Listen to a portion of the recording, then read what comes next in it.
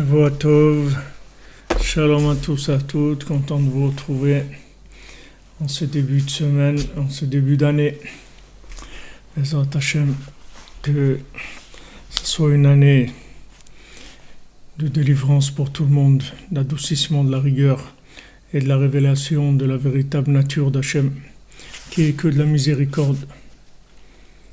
Bezrat Hashem, Refoua Shlema, tous ceux qui ont besoin de Refoua Shlema, que les maladies disparaissent complètement, que l'adoucissement total, Bezrat Hashem.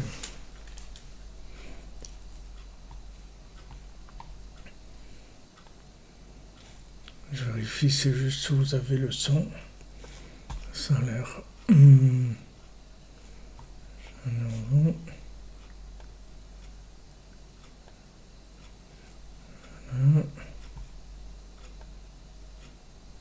Voilà. Alors, Bezrat Hashem, dans notre cours du matin, on va continuer dans notre Torah Vav, puisque c'est la Torah de la Tchouva, donc on est dans les 10 jours de Tchouva. Et après Yom Kippour, après les fêtes, on verra, Bezrat Hashem, peut-être qu'on va commencer les comptes, on va faire sur l'année le cours le matin sur les comptes. Peut-être que c'est ça qui viendra, on verra, Bezrat Hashem. En tout cas, tout ce qu'on peut étudier de Rabbeinu, c'est la délivrance de chacun, de chacune. C'est l'ouverture de la miséricorde pour toute l'humanité, là où chacun se trouve, peu importe où on est. La miséricorde, elle va dominer absolument tout. Alors, on avait vu dans le dernier cours,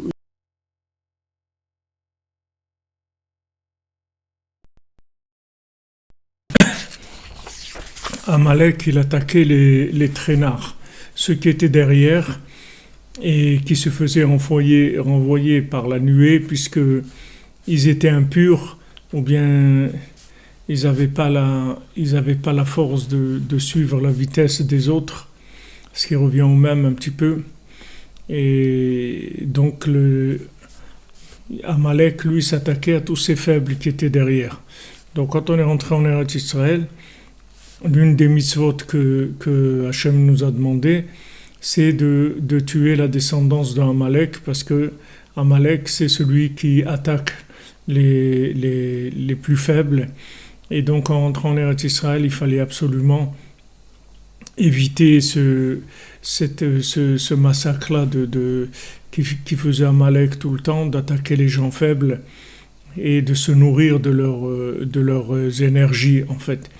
Puisque, comme on l'avait expliqué, Amalek lui-même, il n'a aucune force, il n'a aucune énergie, donc il se nourrit uniquement des détournements d'énergie qu'il arrive à faire chez les autres. C'est-à-dire, quand il arrive à détourner quelqu'un,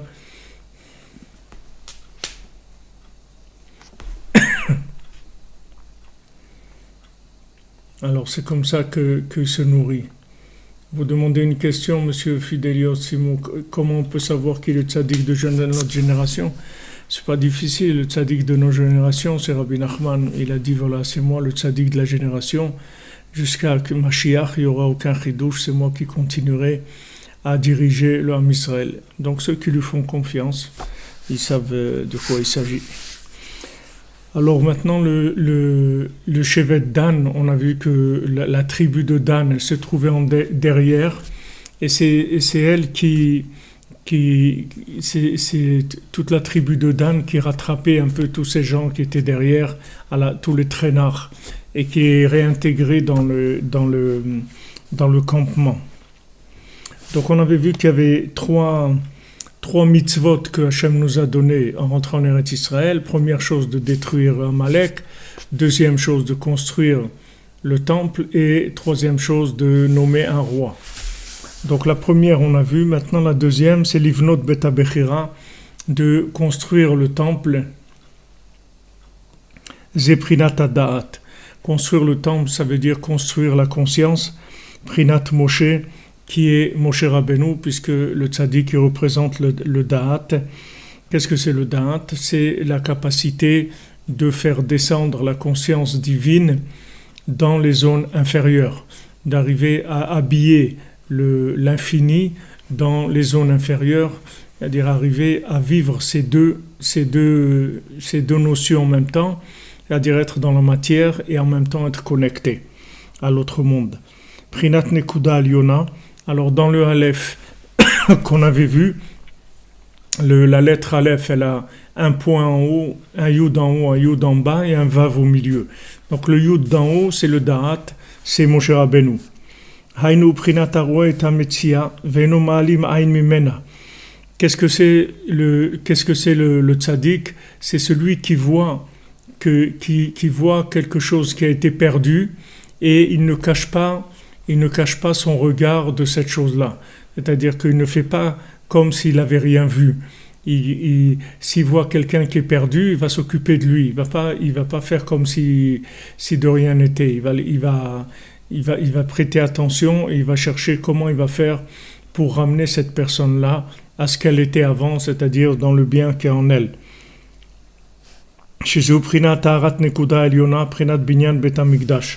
Ça, c'est quand le point d'en haut, il va éclairer vers le point d'en bas. Celui qui est en bas, c'est celui qui a perdu, c'est-à-dire qui a perdu le bien, la notion du bien qu'il y a en lui, c'est-à-dire il a perdu la conscience du bien qu'il y a en lui, il a perdu confiance en lui, etc. Alors le tzaddik, lui, il va le réhabiliter, il va le remonter, il va lui montrer qu'en fait, il n'a rien perdu du tout et que tout est là et qu'il suffit juste d'avoir des conseils, comment faire. Il va retrouver sa joie et son énergie et tout ce qu'il a de bien en lui. Donc ça, c'est le Beth Amikdash. Ça, c'est le principe du Beth Amikdash. Le Beth Amikdash, le temple, c'est la maison d'Hachem, c'est-à-dire c'est là où Hachem transmettait au monde la conscience de leur valeur. C'est-à-dire que Hachem, il a demandé à avoir une maison parmi nous, de manière à nous pouvoir tout le temps nous rattraper, qu'on se perde pas dans le monde de la matière, dans la bêtise de la consommation de ce monde, qu'on arrive au contraire à chercher à travers la consommation, puisqu'on est des consommateurs, comme on dit, nés. On est obligé de manger, on est obligé de travailler, on est obligé d'avoir affaire avec l'argent, on est obligé d'avoir une famille, etc. Donc ces éléments-là ne sont pas des éléments qui sont faits pour nous détourner, ce sont des éléments qui sont faits pour nous aider à élever des âmes qui se trouvent dans chaque chose. Et notre travail, c'est ce recyclage permanent. Et pour ça, il faut qu'on en ait conscience et qu'on sache qu'on peut le faire. Donc le temple, il représente la prise de conscience permanente. C'est-à-dire quand on allait au temple, on avait une convocation pendant les fêtes, c'est-à-dire on devait aller à Sukkot, on devait aller à Pessah, on devait aller à Shavuot, et Shalosh Regalim pendant les 3 fêtes. Et on amenait un korban reïa, on amenait une offrande, un sacrifice qui s'appelait le sacrifice de la vue. Le sacrifice de la vue, c'était une vue dans les deux sens, c'est-à-dire qu'on allait au temple pour être vu par Hachem et aussi pour voir Hachem. C'est-à-dire c'est la correction de la vision de la vie. On allait pour corriger un petit peu tout ce qui a pu se déformer dans notre vision des choses pendant les quelques mois où on n'a pas été au temple et qu'on a accumulé des bêtises ou qu'on a fait des choses qui étaient trop dans le côté matériel et consommation. Donc ça nous a donné une vision de la vie qui s'est faussée. Donc on allait au temple pour redresser un petit peu notre façon de voir les choses, pour remettre, comme on dit, les yeux en face des trous, c'est-à-dire pour voir clair. Donc on a amené ce korban qui s'appelle korban reïa. C'est un sacrifice qui s'appelle le sacrifice d'être vu et aussi de voir Hachem. C'est-à-dire c'était un moment de contact entre Hachem et le peuple, de manière à ce que corriger leur façon de voir les choses. Mais l'essence même de ce da'at-là, c'est-à-dire de cette conscience, elle réside en permanence chez Moshe, puisque on dit que le tzaddik, il est plus que le temple. parce que le temple c'est une maison, tandis que le tzaddik c'est la conscience elle-même, c'est-à-dire la conscience de la maison. Comme on dit, il y a un habitant dans une maison, donc la maison elle a son importance parce qu'il y a un habitant dans la maison. Mais l'habitant il est plus important que la maison, c'est-à-dire que le da'at du temple, le da'at du Beth Amikdash, il est chez Moshe Rabbeinu, il est chez le tzaddik. Donc cette conscience-là, elle est plus importante que le temple lui-même. Le temple, il sert à distribuer cette conscience-là. Le tzaddik aussi, c'est ce qu'il fait. Donc c'est beaucoup plus grave, la stara, c'est-à-dire le fait que le tzaddik est caché, c'est beaucoup plus grave que la destruction du temple. Comme nos sages nous disent que caché stalkutam shel tzadikim keflaim kechorban bet hamikdash, que le fait que les tzadikim ils se cachent de nous, ça c'est 2 fois plus dur que la destruction du temple, parce que le tzadik c'est le côté qu'il a, qui en plus de la conscience qu'on reçoit dans le temple, le tzaddik il a le côté humain, c'est-à-dire il a le côté proche de l'homme. Et ça, c'est quelque chose d'extraordinaire parce que en même temps, il est humain, donc il est proche de nous. Là, c'est beaucoup plus facile de recevoir de lui que de rentrer dans une maison officielle qui est la maison d'Hachem. Donc l'essence même de la maison d'Hachem, c'est la conscience du tzaddik. Ça, c'est l'essence de la maison d'Hachem. שזהו בחינת הערה נקודה עליונה בניין בית המקדש, כי עיקר בניין בית המקדש הוא בחינת זו להשרות שכינתו בתוכנו. Parce que toute la raison pourquoi Hachem a construit le temple, c'est pour faire résider sa shrina parmi nous. כמו שכתוב, ושכנתי בתוך בני ישראל, comme il a dit, je vais résider parmi le peuple d'Israël. ולא אעלים עיניי מהם, et je ne cacherai pas ma vue de eux, c'est-à-dire je ne ferai pas comme si je ne les voyais pas. כי על ידי בית המקדש וכליו נמשך כביכול אלוקותו יתברך שהוא נעלם ונכסה מעין כל. Parce que grâce au temple et à ses ustensiles, il y a la divinité d'Hachem qui se révèle alors qu'elle est tout le temps cachée. Le divin est caché, mais là dans la maison, il y a une révélation. ועל ידי בית המקדש וכליו נתגלה אלוקותו יתברך. Et grâce au temple et à ses ustensiles se révèle la divinité. Chez Eprinat Tarat Nekuda Eliona, ça s'appelle la lumière, le faisceau du point d'en haut, dans le Aleph, du point qui se trouve en haut. Valken Sham Nitkaprim Kol Chataim. Et pour ça que dans le temple, toutes les fautes sont pardonnées. Kisham kol tshuvot vatikunim, parce que dans le temple se trouvent toutes les tshuvot, la tshuva, tous les tikunim, toutes les réparations. On arrange tout dans le temple, tout s'arrange. Kizeikar tikuna tshuva keshemeira nekuda eliona benekuda tachtona, parce que c'est ça le tikkun de la tshuva. La tshuva, c'est quand le point d'en haut, il est clair dans le point d'en bas. Shezeu prinat itgalut elokuto itbarach, que ça c'est la révélation d'Hachem. Et la lumière de la conscience divine ne se cache pas complètement. Alors vous voyez ici, c'est extrêmement important ce qu'il nous dit Rabbi Nathan, parce que il dit que le écart de la tchouva, c'est que le point d'en haut il est clair dans le point d'en bas. Nous on croit que le point de tchouva, vous vous souvenez ce qu'on a dit quand qu'on a étudié avant, que maintenant Elul c'est Ani le Dodi, Vedodi li. C'est-à-dire nous on croit que si maintenant moi je vais vers Hachem, alors Hachem il vient vers moi. Donc on pense que le principal c'est ce que je vais faire moi. C'est-à-dire que si moi je me décide à faire quelque chose, je fais des efforts, je cherche, etc. Alors à ce moment-là je vais déclencher Dodi li, je vais déclencher automatiquement qu'Hachem il va venir vers moi. Mais ici, on voit que Rabbi Nathan il dit que le ikar de la tchouva, le tikkun de la tchouva, c'est que le point d'en haut est clair dans le point d'en bas. C'est ça faire tchouva. Faire tchouva, c'est quand, en fait, le tzaddik, il se décide à éclairer le monde. C'est ça faire tchouva. Vous voyez Moshe Rabbeinu se sauver tout le temps. Hachem il appelait, Vaikra Hachem el Moshe. Hachem, il l'appelait tout le temps à Moshe. Et après, Hachem, il appelle Moshe, Vaïdaber Hachem el Moshe le mort.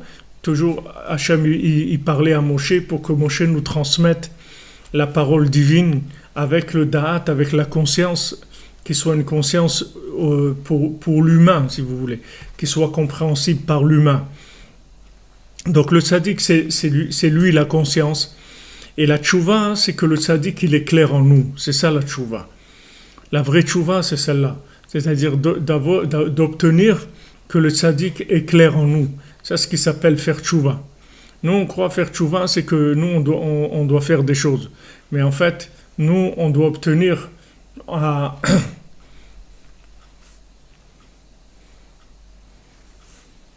Vous êtes gentil de dire Valérie Amouyal que réponse ravifra. C'est gentil à vous. Je suis pas. Il y a beaucoup d'élèves de Rabbeinu. Bon, Hachem, il y a des élèves qui sont extraordinaires. Il y a beaucoup d'élèves de Rabbeinu. Il y a beaucoup de gens qui transmettent. Et bon, Hachem, on est tous ici, tous ceux qui sont là maintenant, c'est tous des élèves de Rabbeinu. Au moment où vous êtes là, ça veut dire que vous êtes des élèves de Rabbeinu. C'est pour ça que vous êtes là. Bon, Hachem, Ashreinu. Donc, vous voyez ce qu'il faut obtenir, en fait, ce que Hachem il veut bien éclairer en nous, vous voyez. C'est ça notre, qui s'appelle la tchouva. La tchouva, c'est celle-là. Nous, on croit faire tchouva, ça veut dire que nous, on doit faire quelque chose. Mais en fait, oui, c'est vrai, vous avez raison, la Shrina, c'est Rabbeinu. En fait, ce qu'on doit, on doit déclencher l'intérêt, si vous voulez, l'intérêt comme des gens qui cherchent que le gouvernement s'intéresse à eux, à leurs problèmes, etc. Maintenant, on doit déclencher l'intérêt, si vous voulez, d'Hachem vers nous, du tzaddik vers nous. C'est ça qu'on doit déclencher, vous voyez. C'est ça qu'on doit déclencher. Et c'est en fait ça que le tzaddik il fait en permanence. Il cherche en permanence des moyens si vous voulez, de déclencher la miséricorde. Comme si vous vous dites dans un pays, on essaye d'obtenir du financement, vous voyez, pour la jeunesse, pour le sport, pour les hôpitaux, pour les choses. On essaye d'obtenir des crédits, des budgets, vous voyez, pour financer des choses qui ne sont pas des choses qui rapportent, vous voyez, normalement. C'est-à-dire que le sport, si vous voulez, ou bien de créer des foyers éducatifs pour les enfants et tout, c'est pas des intérêts directs. C'est pas des intérêts directs. C'est une qualité de vie qui augmente, et il y a des retours, etc. Mais c'est loin. Tandis que quand le gouvernement investit dans de la matière première, dans des gisements de pétrole ou je sais pas de charbon ou autre, ça rapporte tout de suite. Maintenant, le tzaddik, ce qu'il essaye d'obtenir, c'est ça. C'est-à-dire, il essaye d'obtenir, parce que le tzaddik, il connaît exactement la nature d'Hachem. Que Hachem, Béhémet, il est miséricordieux, parce que toute la raison pour laquelle il nous a créés, il a créé ce monde, c'est parce qu'il nous aime, c'est tout, c'est pas pour autre chose. Il n'y a rien d'autre, il n'y a aucun intérêt d'Hachem que vraiment nous faire cadeau de le connaître, c'est tout, et nous amener dans ce monde pour qu'on puisse le connaître, c'est tout. C'est la seule raison, parce qu'il nous aime, et il veut qu'on le connaisse, parce qu'il sait que c'est le plus grand plaisir qui existe, c'est de connaître Hachem. Il n'y a pas un plus grand plaisir que ça. Donc le tzaddik, lui, il sait ça. Il sait exactement quels sont si vous voulez, quels sont l'enjeu, où est-ce qu'il se trouve. Il connaît la nature d'Hachem exactement. Et il connaît la nature humaine aussi, qu'on a tendance toujours à se laisser aller dans de la consommation, etc. Il connaît ça. Donc lui, il recherche tout le temps de la miséricorde, de manière à pouvoir nous influencer au maximum dans nos choix, si vous voulez. Nous influencer un maximum dans nos choix pour nous orienter vers le bien. C'est ça donc c'est très puissant ce qu'il dit Rabbi Nathan ici, que c'est pour ça qu'il va finir aussi ce passage par Baruch Hashem Laolam Amen ve Amen, c'est-à-dire que quand Rabbi Nathan finit en disant ça, ça veut dire qu'il a une très grande révélation. que quelque chose qui est très fort. Et Béhémet, de dire ce qu'il dit ici, c'est très fort, parce qu'il dit, regardez les mots, que Zeikar Tikkun Tshuva, le principal de la Tshuva, c'est-à-dire quand est-ce que la Tshuva est parfaite, c'est pas notre Tshuva à nous, c'est la Tshuva du point d'en haut qui est clair en bas. C'est ça la Tshuva. La véritable Tshuva, c'est quand on s'occupe de nous, c'est ça la Tshuva. C'est pas que nous on s'occupe de nous, c'est que d'en haut on s'occupe de nous. C'est que ceux qui sont plus avancés, ils s'occupent de nous. Que les tzadikim, ils s'occupent de nous. C'est ça la tchouva. La vraie tchouva, c'est celle-là. C'est que maintenant, nous, on doit faire en sorte de trouver comment on va arriver à déclencher ça. Vous voyez? Comment arriver à déclencher cette chose-là. Mais la tchouva, c'est-à-dire le principe du retour vers Hachem, il se fait par le fait que celui qui est en haut, il est clair dans celui qui est en bas. C'est ça le principal. C'est de trouver un maître qui veut bien s'occuper de moi. C'est ça faire tchouva. Ma tchouva, c'est ça. C'est-à-dire, comment je vais faire tchouva? Moi, je peux pas faire tchouva. Je peux pas. Comment je vais faire tchouva? Comment je vais réparer quelque chose que j'ai pas été capable de garder, que j'étais pas capable, c'est-à-dire que j'ai pas pu résister à certaines tentations, etc. Maintenant que je me suis intoxiqué avec ces choses-là, comment je vais pouvoir réparer ça? C'est-à-dire comment je vais pouvoir d'abord sortir de ces addictions et ensuite réparer tout ce qui a pu être fait de négatif. Donc, même le Harizal, il dit, dans les Kitvé Harizal, il dit qu'on ne peut pas faire tchouva de nous-mêmes. On a besoin qu'un tzaddik, il intervienne dans notre vie et Mamash, il rentre en nous en association dans notre âme par le hibour, ce qu'on appelle le hibour, c'est-à-dire il s'associe à notre âme et il nous accompagne. Et ce souffle-là qui nous accompagne, c'est ça la tchouva. En fait, la tchouva, c'est de trouver quelqu'un de plus grand que nous, qui nous prenne par la main et qui nous fasse traverser ce monde en paix. Vous voyez? C'est-à-dire qu'on puisse traverser ce monde sans trop de dégâts et au contraire en réussissant notre vie. Et pour ça, on a besoin qu'on s'occupe de nous. Il faut savoir que c'est ça la tchouva. La tchouva, c'est quand quelqu'un, on est arrivé à déclencher une miséricorde, que ça soit nous, ça peut venir d'ancêtres à nous qui ont fait des grandes choses dans ce monde et tout, qui ont des moyens d'intervention dans les mondes supérieurs et qui peuvent obtenir de certains tzadikim qui s'occupent de nous. Nous, on ne sait pas comment ça fonctionne.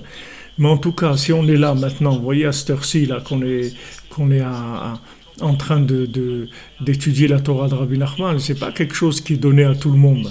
C'est-à-dire c'est donné à tout le monde. Tout le monde peut faire ça. Mais cette ouverture-là de confiance, de conscience, de trouver la force de faire ça, d'être à l'écoute, c'est un cadeau d'Hachem, c'est de la miséricorde, c'est une grande miséricorde. Donc ça s'appelle la tchouva.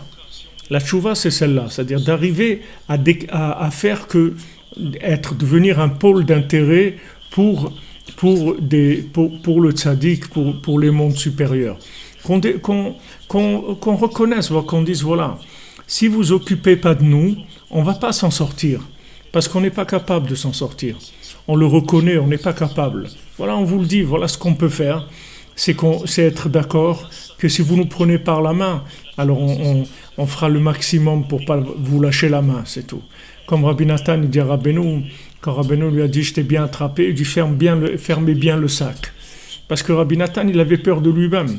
Il avait peur de lui-même. Le plus grand élève de Rabbeinu, il avait peur de lui-même. Il avait peur de lâcher la main de Rabbeinu, qui lui passe un jour un truc par la tête et qui lâche la main de Rabbeinu, chas v'shalom. Donc vous voyez que c'est très précaire, il n'y a pas d'acquis, si vous voulez, puisque maintenant la tchouva, il faut qu'il y ait quelqu'un qui s'occupe de nous en permanence, qui nous envoie de la lumière, qui nous renforce, qui prie pour nous, qui nous encourage, qui nous fasse voir des choses qui vont nous motiver, etc. C'est-à-dire, on a besoin d'un tuteur, de quelqu'un qui s'occupe de nous en permanence. C'est ça la tchouva.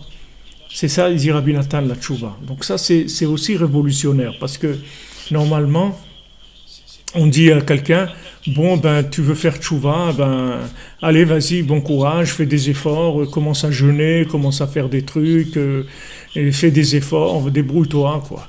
Mais c'est pas ça la tchouva. La tchouva, c'est d'arriver à déclencher de la miséricorde, de manière à ce qu'un maître, ils veulent bien nous prendre par la main et s'occuper de nous. C'est ça la tchouva. Alors, heureux ceux qui ont trouvé ce maître-là, heureux ceux qui se sont rapprochés de Rabbi Nachman et qui ont le mérite de suivre ses enseignements et d'essayer d'appliquer ses conseils et tout. Mais tout, ça vient de lui qui envoie cette lumière-là. C'est-à-dire, c'est lui qui envoie cette lumière du temple, cette lumière du point d'en haut. Toute la tchouva, elle dépend de ça. Parce que l'élève qui est en bas, Yehoshua, il est là, il est complètement dépendant. Il est complètement dépendant et qu'est-ce qu'il peut faire, Yehoshua? Il peut faire quelque chose, il peut rien faire. Alors Hachem il dit, on voit dans la paracha qu'on a lu Shabbat, de Vayeler, on voit Hachem il dit à Moshe Rabbeinu, regarde, occupe-toi de lui, occupe-toi de Yehoshua, donne-lui de la lumière, donne-lui de ton souffle divin pour qu'il fasse ce qu'il a à faire. Parce qu'il va faire des grandes choses, mais il peut pas si tu lui donnes pas la force, si tu lui donnes pas l'inspiration et tout, il va rien faire du tout. Donc il faut que tu lui donnes de ça. Et ça, c'est ça la tchouva. La tchouva, en fait, c'est que quand on arrive à obtenir que le tzaddik il s'occupe de nous. C'est ça la tchouva. Donc ça, c'est quelque chose, c'est une notion qui est révolutionnaire, parce que normalement, c'est pas comme ça que ça marche. Le monde, il fonctionne pas comme ça. C'est-à-dire qu'on ne parle pas comme ça dans le monde de la tchouva, on dit voilà, tu vas jeûner, tu vas te faire des mortifications, tu vas faire des choses, etc. Et peut-être que ta tchouva sera acceptée, etc. Mais là, il te dit non. C'est-à-dire que la tchouva, c'est en fait de déclencher l'intérêt d'en haut vers nous, et que cet intérêt-là qui va nous amener de la lumière, qui va vouloir nous encourager, etc. Ça, c'est le ikar du tikkun de la tchouva. C'est ça, faire tchouva. Faire tchouva, c'est obtenir la miséricorde d'en haut. C'est ça la tchouva. C'est pour ça que les mendiants aussi, les 7 mendiants, ils s'appellent des mendiants, parce que c'est comme ça qu'ils ont fonctionné. C'est-à-dire, ils ont reçu cadeau ce qu'ils ont eu. Donc, ce qu'ils ont reçu cadeau, ils l'ont fait cadeau aussi à ce jeune couple. Ce jeune couple, du moment où ce jeune couple il a décidé de se marier, il a décidé de s'engager. Le mariage, ça représente, si vous voulez, l'engagement dans le yichoud avec Hachem, c'est-à-dire on va s'engager à notre niveau, chacun là où il est. Alors ils sont venus, les mendiants, et ils leur ont fait cadeau. Ils leur ont dit voilà, maintenant on vous fait cadeau que vous soyez comme nous. Ils leur ont fait cadeau. Ils leur ont pas dit maintenant vous allez commencer à faire des efforts. Non, on vous fait cadeau, vous soyez comme nous. Qu'est-ce qu'ils ont fait eux, le couple, juste ils se sont mariés. Le jour de leur mariage, ils sont venus, leur ont fait, tous les mendiants, ils sont venus, leur ont fait cadeau, chaque mendiant de son niveau qui était très élevé. Donc c'est ça que, si vous voulez, c'est une vision de la tchouva qui change complètement, qui change tout. C'est-à-dire, si vous savez que, en fait, ce que vous avez besoin, c'est de devenir un pôle d'intérêt pour en haut, c'est-à-dire qu'on s'occupe de vous. C'est-à-dire vous avez un drapeau blanc et vous faites des signaux avec une lumière et tout pour qu'on vous voit, c'est tout. C'est tout, le principal c'est qu'on vous voit. Du moment où on vous voit, alors on va commencer à vous envoyer de la lumière, la force, etc. Donc ça soulage beaucoup parce que c'est pas de nous que va venir la force de faire ce qu'il y a à faire. La force, elle va venir d'en haut. On va avoir pitié de nous, on va nous envoyer tout. Maintenant, il faut arriver à déclencher ça. Donc, on a vu dans cette Torah, c'est par ce silence-là, le silence qui est en fait un cri du chauffard, c'est-à-dire par ce hurlement vers le haut, ce hurlement intérieur qu'on crie vers le haut. Ayez pitié de moi, occupez-vous de moi. Ayez pitié de moi, occupez-vous de moi. Ça, on déclenche la miséricorde d'en haut. La miséricorde du niveau de la couronne, c'est-à-dire d'au-dessus du temple, là où il nous dit ici que c'est pour ça que toutes les fautes, elles sont pardonnées dans cet endroit-là. Parce que il n'y a de pardon que par l'intervention des forces d'en haut. Par les forces d'en bas, on ne peut rien faire du tout, on va tourner en rond. Mais quand on a déclenché un intérêt d'en haut, alors ça, là on est sauvé. C'est ça la révélation de la divinité. Parce que même si quelqu'un arrive à réparer de par lui-même ce qu'il a fait, alors maintenant, où il est Hachem là-dedans? À dire, voilà, ok, j'ai fait quelque chose, maintenant je répare le mal que j'ai fait, etc. Mais la révélation d'Hachem, elle est où, la révélation? Elle est où, la révélation d'Hachem?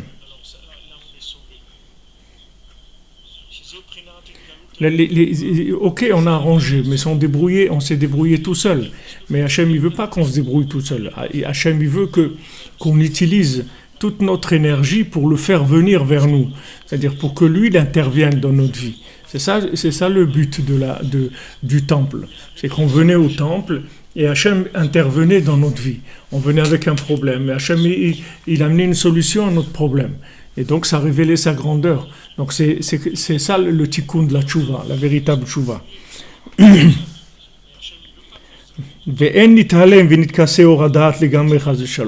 Et la lumière de la conscience divine, elle ne se cache pas complètement.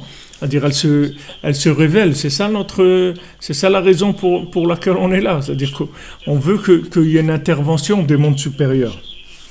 Donc ça, c'est le deuxième tikkun. Premier tikkun, en rentrant en Eretz Israël, c'était de tuer la descendance d'Amalek. Deuxième, c'est de construire le temple.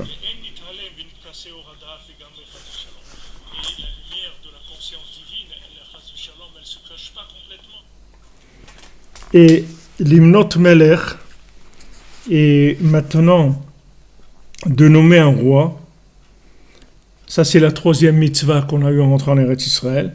Zeprinat Hashirut Malchut. Alors, Rabbeinu dit, voilà, qu'est-ce que c'est nommer un roi? Ça, c'est la richesse, c'est le pouvoir. Chez Zeprinat Gufa Aveda, chez Umamono Prinat Hashirut Malchut. Maintenant, ça, c'est le corps de la chose qui a été perdue, parce que n'oubliez pas qu'on est dans la halacha, où Rabbi Nathan il nous parle des règles. Comment on doit rendre à quelqu'un, si on a trouvé un objet, quelque chose qui appartient à quelqu'un, on doit le lui rendre. Alors maintenant, il dit que le corps de l'objet qui a été perdu, ça c'est l'argent de la personne, c'est la richesse, c'est le pouvoir. Chez Oprinat Vav, chez Betocha Aleph. Et ça, c'est le Vav qu'il y a dans le Aleph. Dans le Aleph, il y a le Vav. Donc ça, c'est le pouvoir qui va permettre d'installer, si vous voulez, le point d'en haut dans le point d'en bas et aussi de faire monter le point d'en bas à la rencontre du point d'en haut. Donc dans ce Vav-là, qui est un Vav, qui est une connexion, qui est la connexion, lui, il va passer par le principe de la richesse, qui est le principe du pouvoir. C'est ça qui va faire la connexion entre le haut et le bas. גם עיקר בחינת השבת אבדה, בחינת תשובה, תלוי במלך ישראל, שהוא מנהיג הדור, שהוא בחינת וו. Et aussi de rendre la chose qui a été perdue, qui est le principe de la tchouva, c'est-à-dire de rendre à chacun ce qu'il a perdu. Ça dépend du roi d'Israël, qui s'appelle le dirigeant de la génération, שהוא בחינת וו kanal, que lui, il représente aussi le Vav, parce que vous verrez par exemple Moshe Rabbeinu, il avait le nom de tzaddik, que c'était un tzaddik, il avait la définition, le statut plutôt de tzaddik, le statut de chacham, du sage de la génération, du rav de la génération, mais aussi il avait le statut de roi. Moshe Rabbeinu, c'était un roi aussi, il avait le statut de roi. Pourquoi il a le statut de roi? Parce que il a aussi les moyens les moyens matériels et les moyens, si vous voulez, les moyens, je dirais pas politiques, mais les moyens, si vous voulez, concrets de structurer, les moyens sociaux, si vous voulez, d'instaurer la sagesse divine qu'il a. Il n'est pas uniquement dans de la sagesse et de la connaissance, et c'est pas que un tzaddik. C'est un tzaddik, c'est un chacham, c'est un homme sage, mais il est roi aussi. Roi, ça veut dire que il y a un côté de gouverner, c'est-à-dire que dans le social, il est capable de faire descendre les règles divines dans le social pour gérer la communauté. Sheu mamshir or nekuda alyona le nekuda tachtona. Qu'est-ce qui fait le tzaddik? Il est capable de faire descendre cette lumière-là du point d'en haut vers le point d'en bas qui est l'élève grâce au vav. Il utilise le vav pour faire descendre cette lumière vers le bas. Parce que lui, le tzaddik, le roi, il doit ramener toutes les choses qui sont perdues. C'est son travail. Son travail, c'est de ramener tous les gens qui sont perdus et toutes les choses qui ont été perdues. Il y a des gens qui sont perdus complètement eux-mêmes. Alors lui, il doit aller les chercher, les ramener. Et il y a des gens qui ne sont pas perdus, mais ils ont perdu beaucoup de choses et ils continuent à perdre encore. Donc il faut les aider à retrouver ce qu'ils ont perdu. Même si eux aujourd'hui ne sont pas perdus, mais ils continuent à perdre des choses. Et ils ont perdu des choses d'avant. Alors comment on fait ça aussi? Il faut qu'ils le récupèrent. C'est pas le tout maintenant de leur donner la conscience divine que par rapport à maintenant ils vont continuer à fonctionner.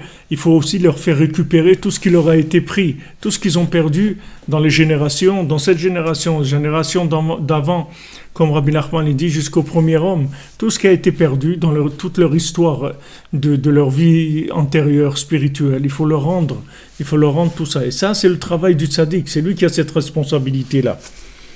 כי הוא צריך להשיב כל האבדות כמו שכתוב ביחזקאל שהוכיח את הרועי והמנהיגים.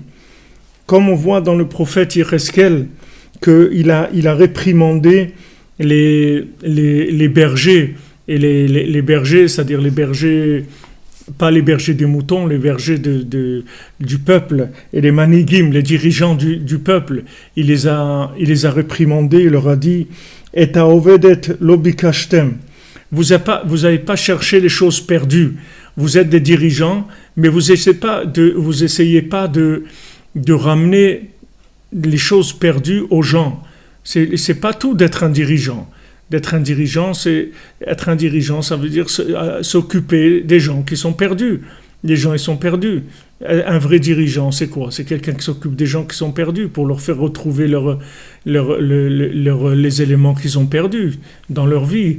Des fois, s'ils se sont perdus, ils ne sont pas arrivés à se construire dans un domaine ou dans un autre, ils ne sont pas arrivés. Il faut les aider, faire le maximum en tout cas de ce qu'on peut pour les ramener vers ça. Parce que lui, le tzaddik, il doit aller chercher tout ce qui s'est perdu. C'est son travail, c'est pas un travail facile. Mais le tzaddik, il va chercher tout ce que les gens ils ont perdu. Tout ce que les gens ils ont perdu, il va le chercher, le tzaddik. ועל דוד המלך עליו השלום נעשה מלך אחר שהיה רועה את הצאן ושומרם מאבדות. C'est pour ça que David Amelech, il est devenu roi une fois qu'il est passé d'abord par le berger tout simple d'un troupeau et qui faisait attention que les brebis ne se perdent pas. Et quand il y avait une brebis perdue, il la ramenait. Une fois qu'il est passé par cette épreuve-là, qu'il était un berger du mouton, des moutons, après il est devenu un berger du Ham Israël. Et c'est ça qui lui a donné le mérite d'être roi. Comme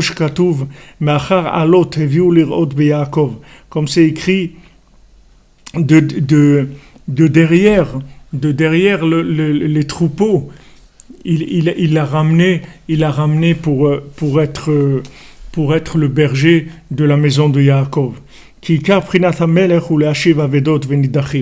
Parce que qu'est-ce qui s'appelle un roi?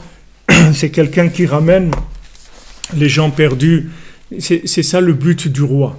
Le but du roi, c'est si vous voulez, le principe de malchut, le principe de royauté, c'est quelque chose qui va couver, qui va être là pour sécuriser, si vous voulez, tout ce qui est social, tout ce qu'il y a dans le monde. Il va tout sécuriser, c'est-à-dire il va mettre tout en sécurité parce que il est le garant de rendre à chacun tout ce qu'il a perdu. C'est ça un roi. C'est ça qui s'appelle un roi. Un roi, c'est quelqu'un qui est capable, de la même manière que comme David Amelech, il avait le troupeau, donc il faisait attention que qu'il n'y ait pas des brebis qui se fassent dévorer par des lions, des choses comme ça. Il est surveillé, qu'elles ne se perdent pas, qu'elles ne s'éloignent pas. Il fait ça avec chacun d'entre nous. C'est-à-dire le sadique, il fait que il ramène à chacun ce qu'il a perdu et il le ramène à lui aussi, il le remet sur le chemin, il lui rend tout ce qu'il a perdu. C'est le travail du roi, c'est sa responsabilité.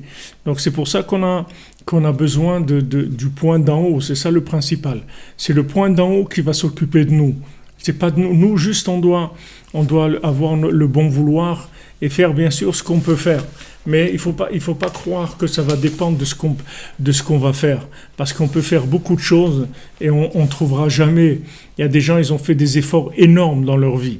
Il y a des gens, ils ont cherché, ils ont fait des efforts énormes. Des vrais chercheurs, des gens qui ont cherché dans la philosophie, dans l'art, dans les sciences humaines, dans la sociologie, dans tout. Ils ont cherché vraiment. Ils n'ont rien trouvé du tout. Ils sont restés paumés, ils ont rien trouvé du tout. S'il n'y a pas le déclenchement du haut, on peut chercher tant qu'on veut dans ce monde.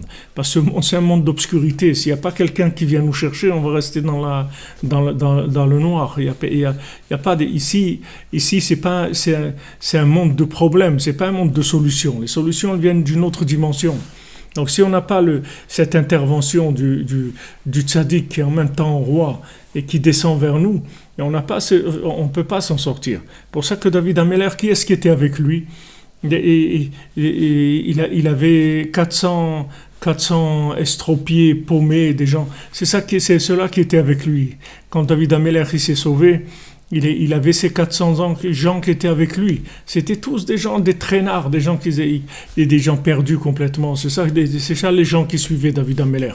Parce qu'ils savaient que c'était chez lui qu'ils allaient trouver la solution à leur vie.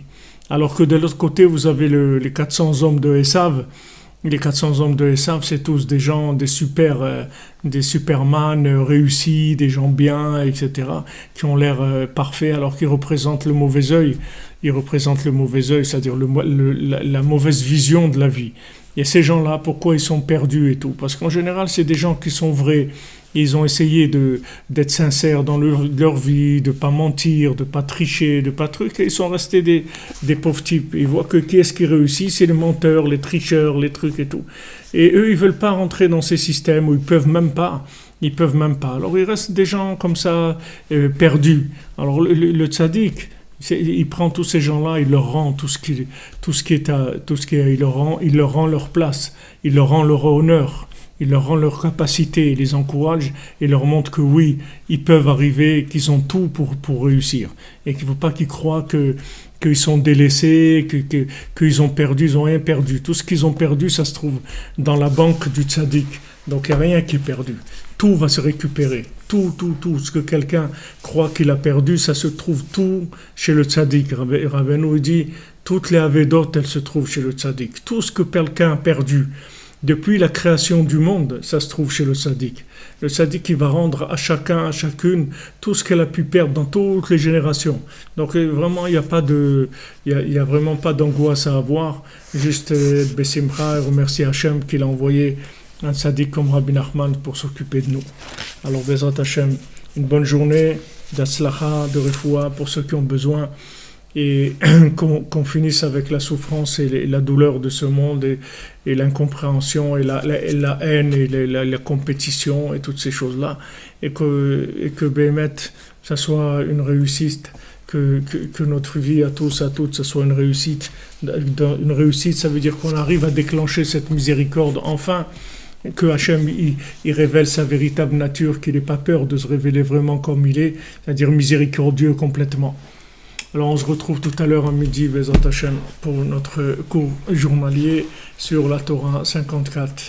Bonne journée les amis, merci d'être là. Hachem, il vous bénisse.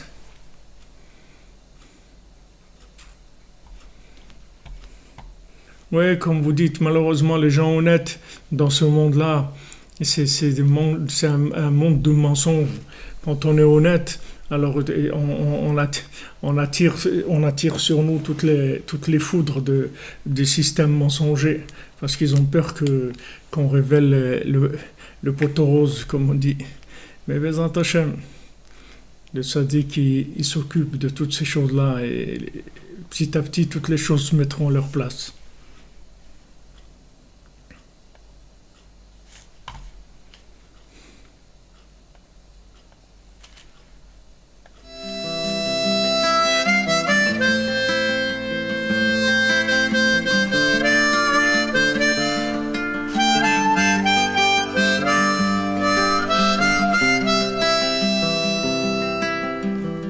כי צריך האדם לעבור על גשר צר מאוד, והכלל והעיקר שלא יתפחד כלל.